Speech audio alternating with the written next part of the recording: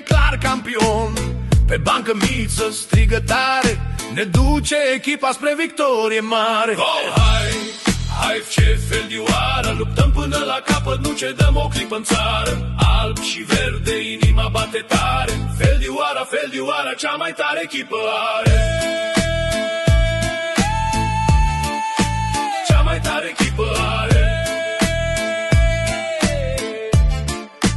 Cea mai tare echipă are. Marton conduce clubul cu onoare, știe ce-i performanța, știe ce-i valoare. În față Sebi dă gol decisiv, iar Silviu atacă rapid, agresiv. Go, hai, hai ce Feldioară, toți adversarii știu ce-i panica. Cântăm, luptăm, mergem înainte, victorie scrisă clar în cuvinte. Ho, ho, ho, ho, ho. În apărare sunt tari ca stânca, Bogdan rată-i tu, nu se înclină. Tudor vine tare, fără milă, nici o minge nu trece de linie, nici șilă.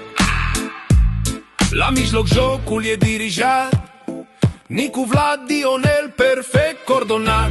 Pase precise, ritm nebun, FC Feldioara joacă numai bun. Hai, hai FC Feldioara, campionii vin, se vede seara. Cu tribuna plină, cu suflet și onoare, Feldioara forță, Feldioara nu moare. Hai, hai FC Feldioara, campionii vin, se vede seara. Cu tribuna plină, cu suflet și onoare, Feldioara forță, Feldioara nu moare.